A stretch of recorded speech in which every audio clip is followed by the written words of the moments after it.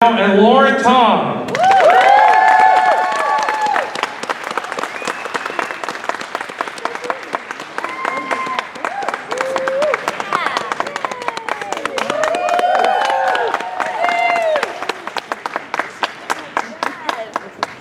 It's like the dating game. I can't date my own son. That was just Way to make it weird right now.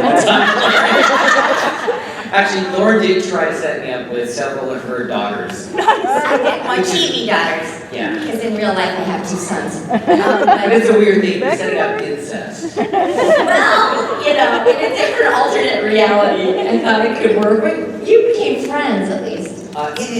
Yeah. Oh gosh, it's good to see you guys. It's just, you know what? It just gives me such a lift to see you. This is like, we're kind of going through some hard times right now in the world, and it's just nice to find little pockets of joy. It is. I mean, it was nice to see you again. Oh my God. I think I hugged him for about 30 seconds straight. I just would not let go. It's been many years. It's been many years. We're catching up on our kids and how much taller they are. They dwarf me, but that was inevitable. Yeah. Yeah, time just hurries by. Okay, so we're trying to figure out all the stuff we can talk about. I would like to talk about independent producing. Oh, sure. Like for me, this is kind of like an opportune time that we're kind of forced to pivot. We have to change. I think I have an entrepreneurial spirit at heart, and I've always tried to, I'm very enterprising. I'm always trying new things. I'm pushing myself, and now we're kind of in this place where we have an opportunity to do that, right? So I think, for me, all of the stuff that I've always been like, okay, you should talk about this, you should talk about it, I'm like, yeah, I don't really want to talk about that. They don't need it, these big companies, they don't need that support. They have millions of dollars. Now you can't, anyway. And now I can't, and it's great. Because we can talk about all of the things that actually do need the support, and it's one of those weird things, like, you're only able to, people only used to want to talk about those things that like don't need the help, right? And so if we're talking about like this whole issue, it's just that the people at the top keep getting higher and the people at the bottom keep getting squashed and the people in the middle are trying to stay in the middle, but they're gonna either float up or get crushed down. So I think it's very interesting that like we have an opportunity now for all the little guys to kind of like, work their way up without so much, I guess, well, they don't have to, you don't have the studios competing against you. I mean, right now you still do, but in a bit. So, like for me as an independent producer, I'm working on a couple of TV shows that I'm trying to get off the ground in Canada. I have a couple of films that I'm putting together. And normally it would be near impossible to do at the scale that I'm trying to do it. But now there's actually an opportunity because a lot of the actors that are normally tied up with the studio films for like years on end, they're available. And those names do bring in pre-sales distributions. These are all names that the people are not struck. It's just the companies that they're working for. So if I'm trying to be an independent producer and I abide by these ethical hiring rights, I'm like, okay, I will, abide by these rules, and I agree with them because I'm also on the other side. Then there's opportunity to kind of create competition for studios, right? So when we're talking about that, you can't talk about future projects, I'm like, you can, just not future projects with the companies who are currently trying to hire all these AI companies who are cutting down trees and taking away shade, even though that's an illegal, like so many things, right? So I think there's a big distinction in terms of like what we can and can't talk about. There's like ways of supporting it. Honestly, there's so much misinformation going about that, like I think most actors don't even know. But I've been doing a lot of research. I feel pretty good about it. Okay. If I get kicked out of the union, then we know I didn't do enough. You won't be the poster child for a scab, don't worry. This is the hardest working man in show business I know. I'm so proud of him too. Like, I do feel kind of motherly towards us. I mean, and I also think, the SBM fandom is like the most amazing fandom ever, and I feel so grateful to be a part of it. And you guys, I think that SAG is just trying to encourage people to support get out there to go see movies and stuff like that. That's actually going to help us. Because some people on Twitter were like, should I cancel my subscription to Netflix and things? And no, they don't want you to do that. I would say not yet. You don't know. We don't know how long this is going to go. We don't know how long it's going to play out. We know they've been preparing for this, so like, who knows? It does seem like, you know, cartoon villainy at a certain point. So mean. But like, yeah, we're not looking for a boycott. And also, I'm not really sure if the general public knows that this is not about trying to raise Brad Pitt's salary. You know, this is about the little guy, the working actor that's trying to make a decent living and stay in there. And 87% of SAG doesn't even make $26,000 a year in order to qualify for health insurance. So we're trying to take care of everybody, and so we have to stand up for this. And so it's, you know, it's really unfair of the studios to say that we're being unreasonable, and the writers too are only asking for 2%, and these guys are like billionaires. So yeah, well, call to action. If you want to support your independent filmmakers, like myself and others, and actors that are trying to make, you know, a name for themselves, like at the end of the day, it does come down to attention. There are film festivals out there in your locale, in the bigger cities, for sure, that have films that will only ever be screened at that film festival.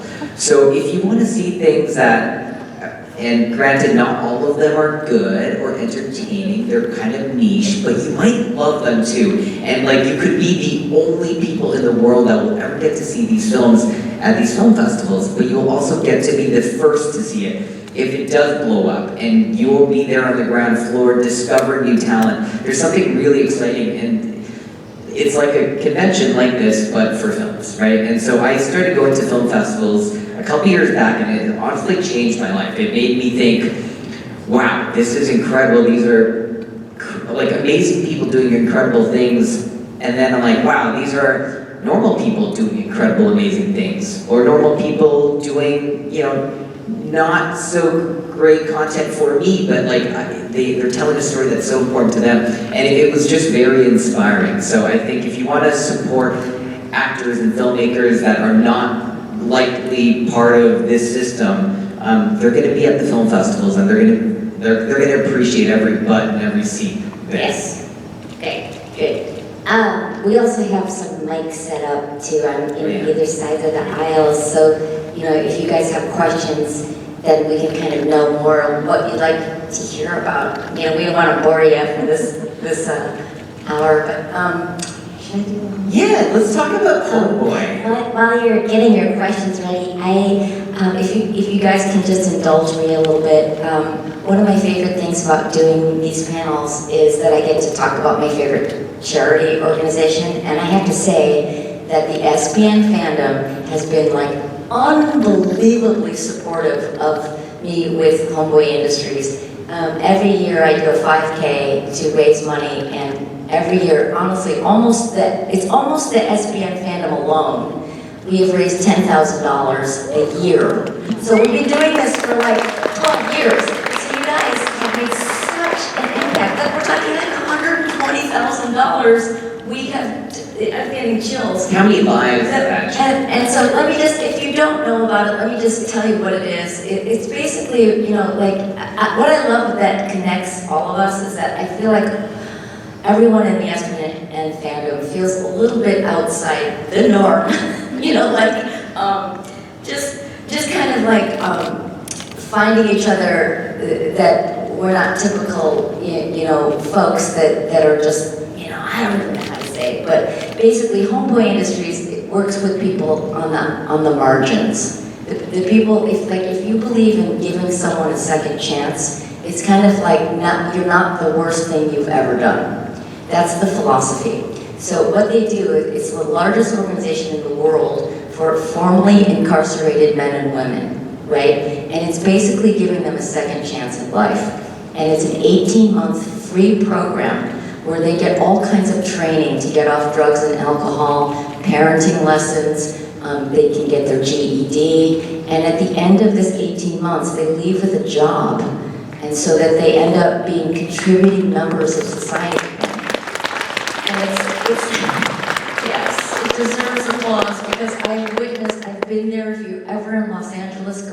visit. They have a cafe because their first job is working at the cafe where they're like gang members that used to shoot at each other are now baking bread next to each other. It's kind of amazing. And the food is really great. So I've really seen some deep, deep transformations occur there, and it's like so moving. And so Brandon has my little bucket, so if you don't mind, there he is. And so it'll be kind of like church where we're just gonna pass this bucket around. So if you have like $1 or anything that you can put in there, every little bit helps. And then at the end, I'm gonna post it on social media, how much this convention contributed from the SPN family. And it would be so great. And just a side little story. Mark Shepard's son, when we were in London doing this one time, I made the mistake of saying, could you guys just throw your change in the bucket? And then I had like a 15-pound like, bucket of change. And so the king of hell, Mark, he produced a child that's an angel, Max. And Max sorted all of those pennies for him. And he stacked them up and he counted them. And he put them, we got the little rolls of paper from the bank and he rolled them up. And then we were able to switch them so I could carry it home to the United States in dollars instead. And then, so, I mean, I'm always so thankful and grateful for that. So now I know to say, could you throw $1 in and not for change? I don't even know if people really have change in their pocket. But we can have scale. You know, have a weight competition.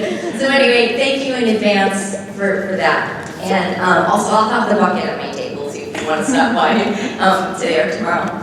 So, okay, great. So, you want to... We got some questions. Let's take them. Hi, so my question is for Osric. You said that you were like an independent producer. And I had the opportunity this year to direct my very first short movie. And I want to like continue in doing it since I won my very first award. Congratulations! Thank you. What's the title of the movie?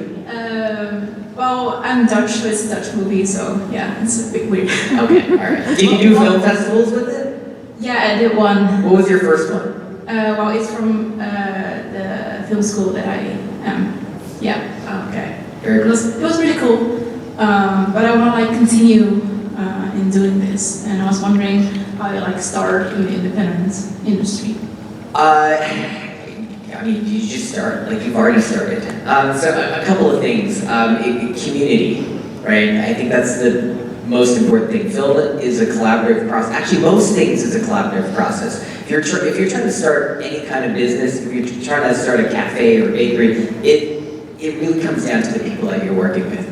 Right, so I think first and foremost it's to find your tribe, and I think something like this fandom, like there's a lot of people with similar interests, similar like perspectives in life that makes it a lot easier. For me, in my career, it took years to find the people that I, not only like, because there's a lot of people that I like, but I've learned that I don't work well with, and there's people that I like that I also work well with, and those are super hard to find.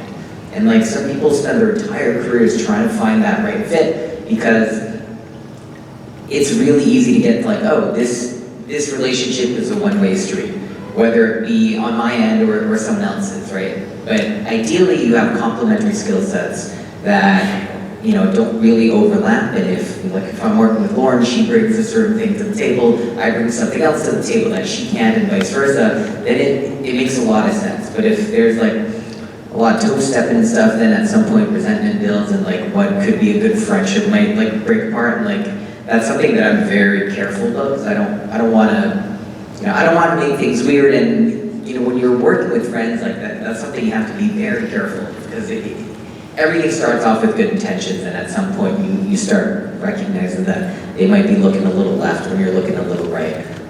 And I think the longer I do this, the earlier I'm able to recognize that, and kind of like, hey, I think this is heading in the wrong direction, let's have a chat and see if we can align again or not. So I think that's first and foremost. So if you're trying to direct, I would say find someone that wants to like be a cinematographer. If you are writing, write. If you don't write, find a writer that needs a director to kind of put things together. I would say every single person should be producing in some capacity, and if you're all investing your time, you're producing, right? As an actor, if we're volunteering our time, we're producing, right? What we would normally get paid for, we are investing into that project. So if I'm doing it right, and again, this is for all industries, whatever business you're trying to set up, as long as everyone's getting something out of it, it can make sense. So when I put a project together, I have a couple of things. I'm like, I have to make sure, and this is coming from an actor, I'm putting myself in everyone's shoes. As long as everyone gets something out of it, it should be fine. Whether it be, an experience that they don't normally get, right? Education. And so usually the only people that I really pay are the PAs, the background people, because they're not really gaining anything out of it, right? Unless they're like friends and family, then it's just like a big thank you, but like you treat them like kings, because like they're the ones doing you a favor. For like a cinematographer, I'll find like a first AC who's really good at their job, and they're looking to move up, and they just haven't been given the opportunity. So like they're investing in the film, but they get to step up in a way that they haven't been able to, right? For me, if I want to direct, I'm like, this is my first time, I'm donating my time and all these other things. I'm entrepreneurial, so I have to find everyone else that's kind of stepping up so that they can, like, they're ready for it, but they just haven't been given that opportunity. So it's like a fine line of like, okay, they could probably do it, and they would want to, and they're not going to screw it up, but you have to take some risk. So I guess there's always going to be risk, but how do you like share in that risk? And Lauren, have you done any independent stuff? I feel like a slug next to you. I haven't done that. I'm just more of a hired gun. Well, thank you for that question. Yep. Lauren, I'll take as an example. She is a hired gun because she is so darn good that people will constantly want to hire her, right? So part of what I do is if I want to set up a project, I'm like, I can't do it alone. I need the Laurens in my life, right? So I will reach out to Lauren like, hey, Lauren, I got this thing, and I have to sell my excitement for it. And then if Lauren's on board, then I can talk to someone else who's like, okay, look, I've been asked 100 times to do something similar, it doesn't make sense. And then I'll be like, well, Lauren's really excited to do it. And I'm like, ooh, I've done 100 things like this, but I've never done 100 things with Lauren. And I love Lauren and I want to work with her. Well, a lot of times actors will decide to do a project based on who else is in it, who else is attached. So if you get one person that seems really interesting, that might attract other people. So it's sort of it's a snowballing effect, right? So if I attach Lauren, I'll get someone else, and if I attach them, I'll get someone else, and then it just keeps going. But it's one of those things. It feels like a catch-22, and I'm like, I need this to get that, and I need that to get this, and I can't get anywhere. But you get that first thing, and then you get everything. Right? It's a really weird thing, and it can be really disheartening, but I think that's why it's really important to find the right people to work with in life, because like you're not always going to be succeeding, but when you're feeling down, they're going to, their energy, their positivity, they're going to push you forward, and then vice versa. If Lauren's down, I'm going to throw her up there, right? So it is a very collaborative experience in that way. It can be quite fun. Okay. Great. Thank you. Thank you for the question.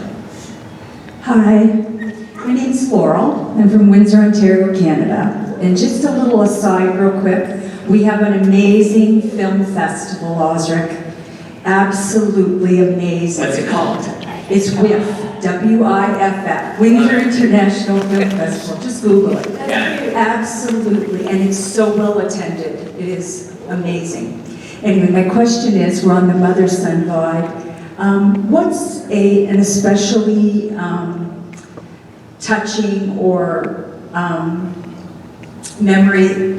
I forgot what I was going to say. About moms or sons?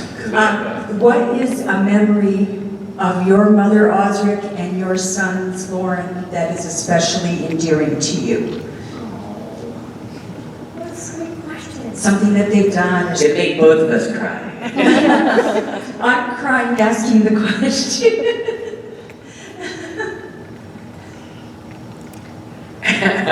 So many. Do you want to start? Who's there? I'm already tearing up about it. I think. I'm sorry. No, it's like they're happy memories. So my mom, I'm I'm a mother's boy. I grew up thinking I grew up telling everyone that my father was actually pregnant and birthed me in the toilet. I was a really stupid child. And they let me believe it. Because I was like so fixated on my dad, but my mom really is the one that I've connected with over the years.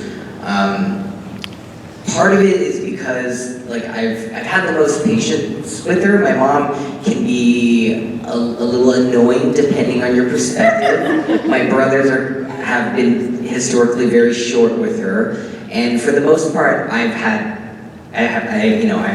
patience for her because like I do see it as really cute, and I know she comes from like it comes from a good place. So there are.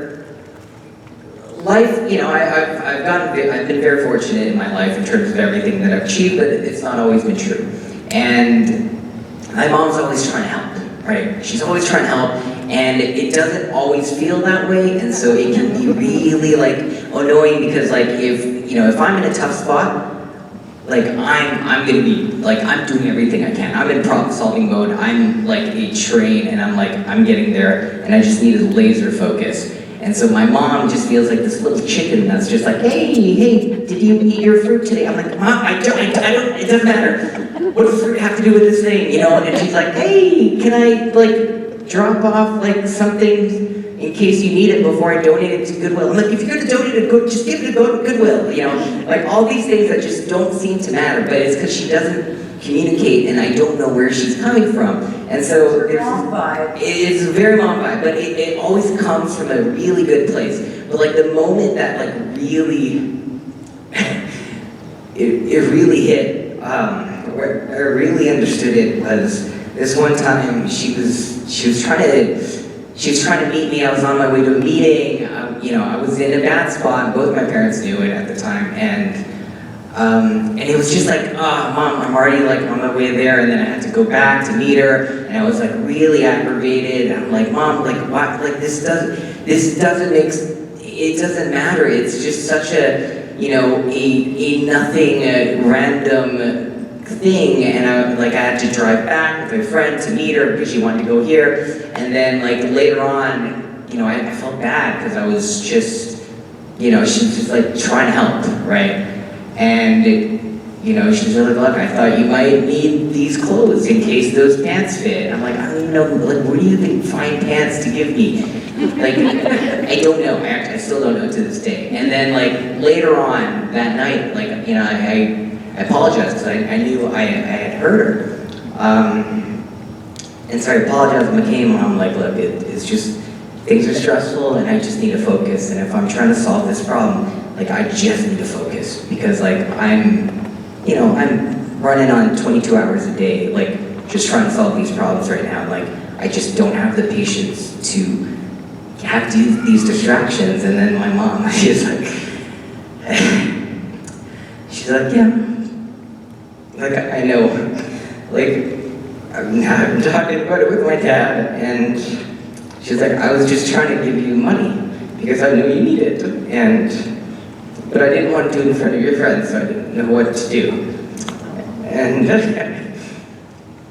it was one of those moments where I'm like, she is so well-meaning, but her execution is so bad. But it like really made me appreciate my mom, and so I think it was that moment that like gave me so much patience with her. And I'm like, Mom, like I need you to communicate with me. Like don't just ask me to do random things. Like know that I will receive that information a certain way, and I can only like think like my mom's got some mastermind plan behind. Like I can only do that so much before I just see it as you asking me to move manure for no reason. Because she has. Asian moms are really slow. But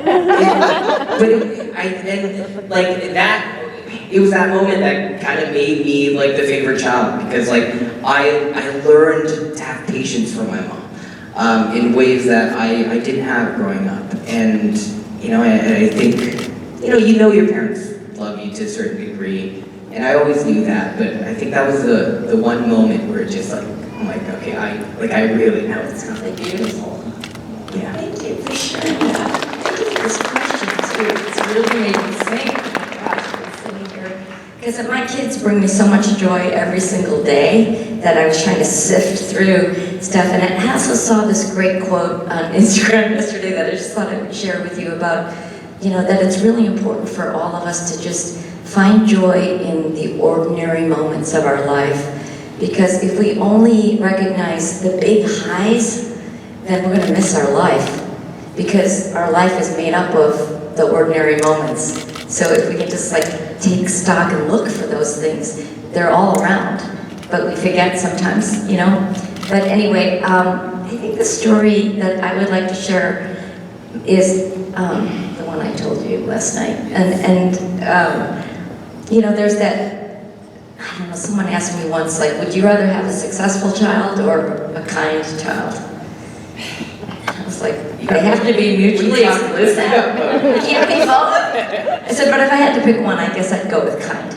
Because I feel like the world needs it. And I think that this is a great opportunity for me to just brag a little bit. Because I feel like some of what I've tried to impart to my kids is actually taken hold. In the sense of, so they help me fundraise for Homeboy. So they're very aware of people that are marginalized. So my older son, when he was in high school, he went to Catholic school. And he realized he was gay, and so he couldn't be authentic and come out in any way. It was like the worst experience of his life, and I had no idea, because he didn't not even know how to speak it out loud, let alone to speak it to me and my husband. And so, gosh, it was heartbreaking for me to hear how hard it was for him in that environment, all boys. And learning that, you're gonna go to hell and all this stuff, and it was so anyway, cut to, when he went to college, his first year, he was outed. And that is the worst thing that you can do to someone that's gay, is to be outed, and not have that information come out on your own, in your own time, in your own way. So he realized how traumatic that was. So he took something that traumatic, and then what he did is, that summer, he went back and he reached out to his high school and asked if he could meet with the administration, because he had 2 friends in high school that were gay, that were outed, that tried to commit suicide. And it was beyond traumatic, obviously, for them, and still was at that time to that day. So the administration, to their credit, said, okay, we'll meet with you. And then those 2 friends of his got to tell their story in front of their professors of what happened to them. And everybody was sobbing. And my son's thought was that he wanted to have the handbook changed so that there was consequences if you were going to out someone. Because the handbook alone, there was nothing would happen if you did that. And at least we could have lost those 2 kids, And so one of the teachers said, on behalf of this school, let me just officially apologize that we feel like we failed you and we did not realize that was happening. And they ended up changing the handbook. I mean, That's amazing. so, it's things like that, I just feel like we can all help each other by inclusion and by acceptance and just knowing that, we all come in so kind and so beautiful, and then what happens in life is just life happens, and then we get hurt and we get really defensive, and then things can really go south. So to hold on to that kind of I can do something positive. It's like that old saying of it doesn't matter what happens to you in life, what matters is what you do with what happens. So that's what made me feel so uplifted, and my little one is the same way. And so it makes me feel like when I'm not here anymore, that they're gonna be okay, because they have that kind of resilience. And so they were inspiring to me, so anyway. Thank you for sharing. Thank Both of you. That was amazing.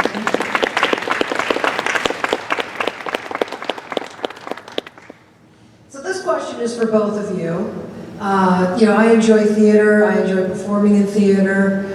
Currently, I'm performing at the Mansfield Prison at the Ohio State Reformatory, a haunted house, a blood prison. Wow! After that show. The question I have for you guys is I would like to hear about a challenging stunt you had to do and some of the logistics involved in performing that stunt. You used to be a stunt person, so this is good. Yeah, before I was an actor, I was a martial artist and stunt performer. My first big acting role I got because I could do my own stunts. And so this was it was a Hallmark film for Spike TV. Spike TV was like a man's network. The Man Show was on it. That Jimmy Kimmel got it started. It kind of gives you a thing. So it was with David Carradine, that was his last project before he passed. He was in his 70s, and so he needed someone to carry the action sequences. They hired me, and this was shot in China, non-union, no insurance. There's a lot of things that we probably not able to do. But there was this big battle sequence where there's a war going on, and I am this Shaolin monk essentially, and I see my girlfriend get knocked out with the rifle, and I see her, and I get this resolve, I have to go and save her, and so I'm rushing through this battlefield, and I fight 6 guys. I'm just running through, jumping all over stuff, knocking them out, and then the last guy gets me, throws me into this mud pit. We proceed to wrestle in mud, the sandy mud, and then I end the sequence by bashing him over the head with this rock. It's really bloody. You don't need to watch this. And we did it in a one shot, a oneer, right? Which means that this was a 4 or 5 minute sequence. But I'm rushing through this battlefield. It was actually started raining while we were doing it. And in the mud pit, I had contacts at the time. I had lost both contacts. So I was kind of blind, and there was no fake rock, so I had a real rock in muddy hands. And I'm like, God, if I slipped, this guy, it's not gonna be good. So there was a lot of worries. I was, in my early 20s, thinking okay, this is awesome. But now I'm like, man, there's so many things that could have gone wrong. I didn't even have proper footwear because it was a period piece, and I had these taper sandals that I'm running through this field with. Yeah, it was kind of crazy. Logistically, they had 4 cameras, and we did 2 takes. I thought we were done after the first one because it was so intense, and so I did the second one blind. My prescription is -6 at the time, so I had to memorize my steps because I had to jump over some barrels and stuff. I'm okay, 3 steps here, jump, punch that guy, go over here. I had to memorize my steps so I wouldn't crash into things.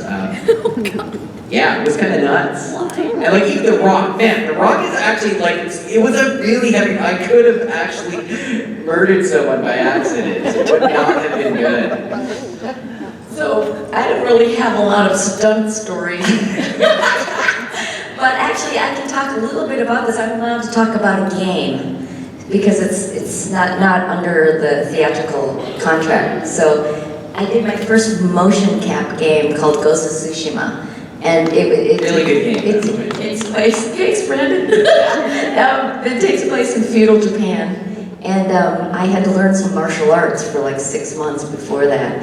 And that's when they put all the little dots on you, and they capture your face, and so I had no idea that how complicated that situation is. And of course, they had a real martial artist doing it for the game, but some of that is me, and the action, they have to perform the scenes too, right? Yes, I had to perform the scenes, but here's the thing: no one told me what it was going to be like. So they have a camera on your head, it's strapped on a headband that's facing you this way, and then all the microphone, and then I had a sword, and I've never done that before, so they didn't help me with like a vest or something to put on that all these things could attach to. So I just happened to be wearing a hoodie and I tied it around my waist and I was trying to like just stuff these things and clip these things on here, and meanwhile, the storyline was that I had to, my entire family was murdered. So I had to dig so deep in these scenes to be flat out sobbing and so revengeful, like I'm a badass in this, and then trying not to like have all these things fall off of me while I'm doing the martial arts and trying to. It was like the hardest thing I've ever done, but it turned out beautiful. Like visually, that game is so pretty. It's super violent though. Technically, you're doing two things. So there's motion capture in there, and then performance capture. Oh my god! Right. So and the technology keeps evolving. So the facial stuff, like you'll see it on all the Avatar behind the scenes, and then the motion capture technology is evolved. Like to this day, I don't think you need the dots anymore. So when I used to when I used to do the motion capture, we had these big balls, and so anytime you would like fall, it hurts because you got these balls on your back and like your arms, and it just feels like really uncomfortable. Now the cameras are so good that you just You need the dots on your face? the performance capture, because they're trying to get all the granular, All the muscle expressions, yeah, expressions. But like for the motion part, like your body movement, they don't need it anymore with some of the newer tech. It's It really. took us 3 years to make that. Games take a long time. Games, like a AAA game like that, could take like 4 or 5 to 7 years. Yeah. Anyway, thank you for that question. Thank you. I like how many artists we have in this community. This is great. Hi there. Hi, well, short, so I'm trying to make this work. Okay. Yeah, I'm right there with you. Oh my gosh. Oh, sorry, Lauren, if I could hug you for what you said you did for your son. Oh man. You had both of us in tears because oh my God. We both, this is my girlfriend Shelley, and we both felt very deeply what you had said. Like this wasn't even why I came up here. Thank you. But we both felt it so extremely deeply because we've been there. She grew up in a very Christian family. I grew up in a very closed family in a very tiny country town. And it took a lot of years, and I mean, it took me 42 years to find the love of my life. Oh, congratulations. Thank you. I'm so happy. Oh, my heart it was overwhelming, and I just want to say thank you. Oh my God. For being such an advocate and supporting your son, and Oh, you're so sweet. and everything. It's not easy just hearing somebody just talk about it so openly and so supportive. I hope he doesn't kill me. Oh my God. He is so impressive, by the way. Like that's just like one of the many things It meant that. a lot where people could now feel very open about it because, you know, even just a couple years ago, you couldn't be open. You couldn't just walk down the street. Even now, I know it's so silly. 2023, we still get people looking at us. I'm like, seriously? Like, what's... I know, like my son once said to me, don't post that or anything about me being gay, Mom, because you're going to lose a lot of followers. I was like, You're going to care. And if you lose them, those people weren't Yeah, those people shouldn't be there. following me. You Yeah. know, and it was so funny when people found out about me, like, really? Seriously? Like you? And I'm like, oh. Yeah, well, you thought they actually had brought you. I knew that. So I just want to say, like, it meant a lot. Oh, thank you. For you to, like, be such a supporter, and especially implementing that at the school is huge because there is a lot of kids. I was thinking of maybe doing that, like becoming an activist, like lawyer or something like that. Oh my gosh. Adult life, and maybe trying to get that implemented across the country. That would be incredible. At Catholic schools and things. That would be- It really should be, there should be something in I mean, there. I went to a public school and it was still, Yeah. you just couldn't, you didn't talk about it, it wasn't I a know. thing. And So you're gonna get suspended for 2 weeks now if you do something like that. I'm very glad. I'm so happy to hear that because, you know, a lot of people focus on the kids who struggle with it, but there's a lot of adults. I mean, like I said, in my 30s and, you know, I was struggling a lot with it. Yeah, I mean, bullying is really a thing. It's a and thing. Our words are so powerful. Yeah. And I think, you know, if people realized just how powerful they were, they might be more careful. Yes. You know, because you don't know how your words are going to land on someone and what they're going through. And that whole saying about, you know, like you have no idea what people are going through. So just try to be extra kind. And sometimes just somebody saying hi or Right. smiling, Right. like, can just change Yeah. somebody's the way they feel. Right. So, thank you. So, Osric, this was for you. I had heard once, like read once, that before you started the cons and everything, you kind of had a lot of like social anxiety. You weren't really big about getting out there. I'm an extreme extrovert, so what for others, like my girlfriend is an extreme introvert. How did you bring yourself to the point where you are now? Like I can see you're so open and comfortable with it. What did you do to bring yourself to where you are now? I have this insane belief in future Osric.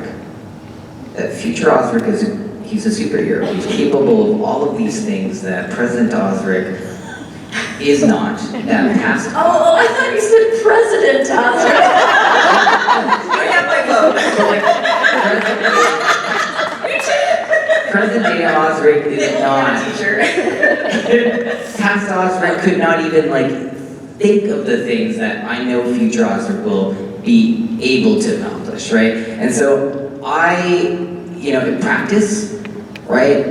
All I'm trying to do in my present day life is kind of set up the runway for future Osric to succeed, right? Everything that I do, and I think it's me recognizing that our ability, like our super ability as humans, is to adapt. And I tell people this all the time, like if you're cold, you're gonna put on a sweater, you'll find a blanket, or you'll huddle up to something. Like you solve that problem.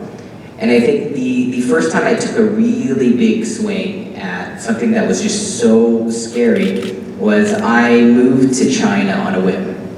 So I'd been there before, and I had just watched this movie called Yes Man, and I was kind of stupid when I was younger, and I had my manager just suggested that I move to China. I would consider it because the industry was shutting down for a bit, and I'm like, okay. And then 2 weeks later, I was in China, right? And it was just one of those things that I just bought a ticket, one-way flight, didn't speak Chinese yet, didn't know anything, and I was just, I don't know, I was kind of like this weird man on a mission, and I realized that I had to learn Chinese, and I started reading the language book after I got there and struggled with sign language because I also don't know how to sign language, and so it's played charades as I was trying to find a place to stay and figure out how to buy things. It was really crazy thinking back, but then I figured it out, right? And then the first time I ever did a feature film,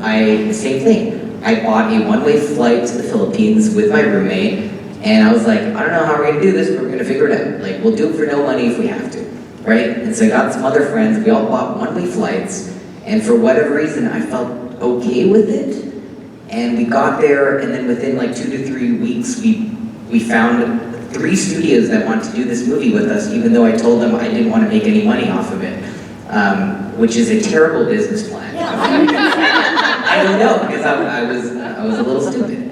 But things just worked out, and we found complementary skill sets. They wanted to do something international, we wanted to do something local, we wanted to do it, at a tiny budget. They gave us more than we asked for, and it just worked out, and for whatever reason, I was just able to figure things out. And so if I put myself a year back, and every year back, I will think, man, Osric, you were such an idiot last year, right? And it's because I was.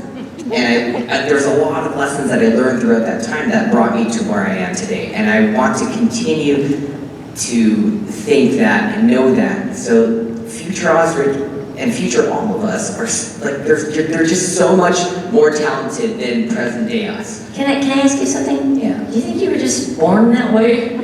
I mean, did you just come in with that kind of, because I think what you're talking about is knowing how to love yourself and stand by yourself, and I think most people have to learn how to do that. So how did you did you either come in like that, or how did you learn how to be your own best? I think this was my way of finding autonomy because like I was never a smart kid growing up. I was always, like, I didn't do very well in school, but I learned to like lean on people, whether it be my parents, my brothers, my friends, and I was always just trying to, do something. Like, I was always trying to be a follower, right? A good follower. And then when I became student council president and I was president of the Vancouver District Student Council, I became a leader, but I had no idea what I was doing, right? Everyone thought I was going to Harvard, but I was just this like kid with imposter syndrome. Like, I have no idea any of the issues we're talking about here. I'm not going to Harvard. I'm going to the community college because I signed up early enough, right? Like, there was such a crazy, like, I just felt like I didn't belong anywhere. And then at a certain time, I kind of recognized, I'm like, man, I feel like a lot of people might be thinking that same way, right? And I didn't want to wait on anyone else to lean on before to give me permission to do the thing. Certainly as a minority, in this industry, it's tough. And it's almost impossible. If I were kind of smart back then, I probably wouldn't have tried because there were no Asian actors when I started. Like, I could not name a single Asian actor with a career in acting. Well, one thing I've always noticed about you is that you've always been really open. And like, you're the kind of person that always just says yes to everything. and I think that's probably helped things flow in your life and things. It's because I saw that movie Yes Man. And the moral of that story is like, you say yes to going outside of your comfort zone. And all of those things you're afraid of will happen, for sure, right?